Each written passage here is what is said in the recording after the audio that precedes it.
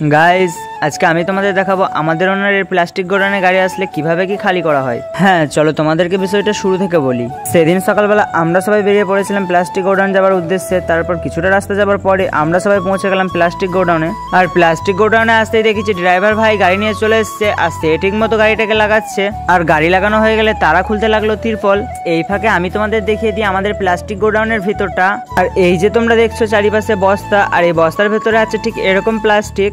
এগুলো শুধু বস্তা না, এগুলোর দাম কিন্তু অনেক, প্রায় এক বস্তার দাম 7,000 টাকা। আর বাইরে এসে দেখি ড্রাইভার ভাইদের তিরপল খোলা হয়ে গেছে আর ভাই তো নামানোও শুরু করে দিয়েছে। তারপর আমরা সবাই একে একে ভিতরে নিয়ে যাওয়া শুরু করি। আর ভেতরে গিয়ে ঠিক এভাবে লাট দেওয়া হয়। তারপর লাট শেষে সবগুলোকে গুনেও নেওয়া হয়। আর এদিকে আস্তে আস্তে গাড়ি তো অনেকটাই খালি হয়ে যায়। তারপর কিছুক্ষণ পর এই ভাই দেখি চা নিয়ে এসছে আর চায়ের সঙ্গে ভাজি, খেতে কিন্তু সেই স্বাদ। তারপর চা খাওয়া হয়ে গেলে টানা 5 ঘন্টা কাজ করার পর এদিকে দেখি গাড়ি তো পুরো খালিই হয়ে গেল। এরপর আমি দোকান থেকে একটা নিম্বু জুস খেয়ে নিয়ে আজকের মিনি ব্লগটা শেষ করলাম।